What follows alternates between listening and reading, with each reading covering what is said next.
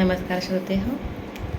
दुख और सुख ये ऐसे दो एंगल है जो एक ही कॉइन के दो अलग अलग पार्ट हैं। जब भी हम लोग खुशी होता है उसके बाद दुख आता है, जब भी दुख आता है उसके बाद खुशी आता है। वैसे ही जब हम लोग हेल्दी रहते हैं उसके बाद अनहेल्दी हो जाते हैं, फिर हेल्दी बनते हैं, फिर अनहेल्दी होते हैं। दिन होता है फिर रात होती है, रात होती है फिर दिन होता है। ये सब ना चलते रहता है।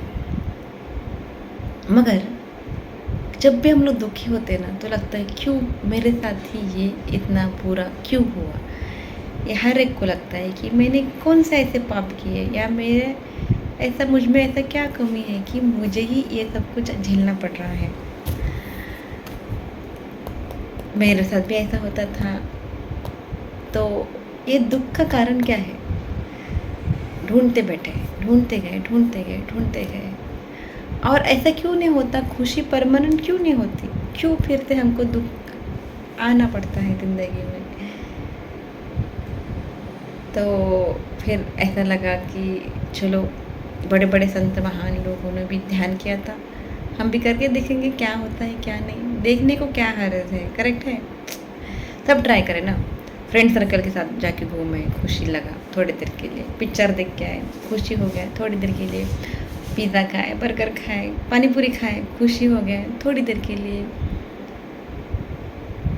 कहीं तो घूमने गए, ओके, पर्यटन स्थल पे गए, थोड़ी देर के लिए फैमिली के साथ टाइम स्पेंड किए, थोड़ी देर के लिए खुशी।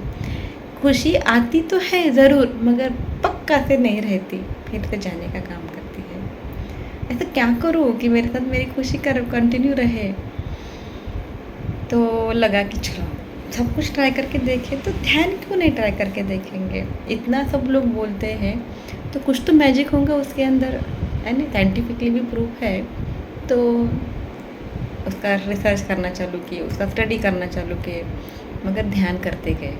जैसे हम लोग डॉक्टर बने हैं, तो डॉक्टर अगर कोई बना है तो उसके अंदर शास्त्राभ्यास भी रहता है, कर्माभ्यास भी रहता है। शास्त्राभ्यास मैंने स्टडी करना है आपको 4.5 ईयर, पीजी करे तो 7.5 ईयर, डीएम करे तो 10 ईयर तक स्टडी करना है। स्टडी के साथ भी आपको क्या करना पड़ता है? पेशेंट चेक करना पड़ता है, यानी कर्माभ्यास। तो शास्त्राभ्यास जितने इम्पोर्टेंट है उतना ही कर्माभ्यास इम्पोर्टेंट है। वैसे ही ये ध्यान जगत के अंदर अगर आने के बाद हमको ऐसे लगा कि इसका साइंटिफिकली प्रूफ होना है, साइंटिफिकली स्टडी करना है, तो हम लोग अलग अलग बुक्स पढ़ने लगे। लोगों के अलग अलग ऑटोबायोग्राफी बुक्स पढ़ने लगे, उनका आत्मचरित्र पढ़ने लगे। तो उसके बाद वही पढ़ते बैठना नहीं है, अलग अलग अच्छे बातें सुनना है, क्योंकि वो खुराक है हमारे, ठीक है? हमारा क्या बोलते हैं, वो पढ़ाई है, अभ्यास है, वो शास्त्राभ्यास है। कर्माभ्यास तो करना पड़ेगा ना, हमको उतने ही टाइम पढ़ाई के अंदर भी करना पड़ेगा, तो हमको उतना ही टाइम मेडिटेशन भी करना पड़ेगा, ध्यान भी करना पड़ेगा। तो वैसे मैं ध्यान करते बैठी थी, जब भी टाइम मिला तब सुनना है, जब भी टाइम मिला तब ध्यान करना है। और फिर ऐसा पता चला कि थोड़ा सांसों के ऊपर अवेयरनेस करना है। आप नॉर्मली किसी से बातें कर रहे हैं, बैठे हैं, कुछ सुन रहे हैं या देख रहे हैं, काम कर रहे हैं, किचन में काम कर रहे हैं, तो आपको लंबी लंबी सांस लेना है। लंबी लंबी सांस जैसे लेंगे ना, लंबी सांस लेते वक्त ही सांस लेके थोड़ा पॉज करना है, फिर सांस छोड़ना है। उसको बोलते हैं केवल कुंभक। और उसी के अंदर आते ही बहुत सारी एनर्जी। फिर कभी कभी बहुत टायर्ड होने के बाद थक जाते हैं हम लोग, सो जाते हैं। सोने के बाद हमारा टायर्डनेस गायब होता है। क्यों? क्योंकि हम लोग बॉडी को रेस्टिंग पोजीशन में देते हैं, बॉडी रेस्ट होता है, हम लोग, हमारा थकावट दूर हो जाता है। मगर उसी टाइम में एक कॉस्मिक एनर्जी रहता है जो कि हमको मिलता है, और that cosmic energy is helpful in our deep sleep to heal our body. ये जब बात पता चली तो अच्छा लगा। चलो, ध्यान अवस्था के अंदर वही डीप स्लीप, वही कॉस्मिक एनर्जी डायरेक्टली मिलती है, इसलिए वाइब्रेशन वगैरह फील होते रहते हैं वो लोगों को। तो ये एक बात पता चली, और तब आया अलग सा एक खुशी, ओके, इसके पीछे हम लोग दौड़ रहे थे, भाग रहे थे। अब क्या होने लगा ना, ब्रेन के अंदर का कॉर्टिसोल लेवल जो रहता है, नॉर्मली कॉर्टिसोल लेवल जो हमारे हार्मोन्स है ना, उसका लेवल कम होते गया और हैप्पी हार्मोन्स का लेवल बढ़ते गया। जैसे हैप्पी हार्मोन्स के लेवल बढ़ते गए वैसे खुशी ज़्यादा आने लगा। और क्रिटिकल कंडीशन के अंदर भी हम लोग का जो रिप्लाई पहले रहता था वो कम होते गया, हंसने का क्या बोलते हैं इंटेंसिटी ज़्यादा बढ़ गया है, शांति एक अलग सी फील होने लगी है। कुछ भी करो क्या भी करो ब्रेन के अंदर एक शांत अवस्था रहती है। हर एक में खुशी होती, हवा में खुशी, पानी में खुशी, लिखने में खुशी, पढ़ाई में खुशी, देखने में खुशी। कोई झगड़ रहे ना पेरेंट्स के सामने बच्चे, तब भी उसके अंदर खुशी।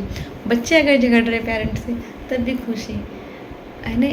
कुछ भी रहने दो, पत्ते दिखते उनके अंदर खुशी, हवा बहती उनके अंदर खुशी, पानी पीती हूँ, खाना बनाते खाना खाते वक्त खुशी का एहसास जो है वो अगर आत्मा लेवल पे बन गया ना तो परमानेंट रहता है, ये तब पता चला। और ये आत्मा लेवल का खुशी बस ध्यान से आता है, ये भी पता चला।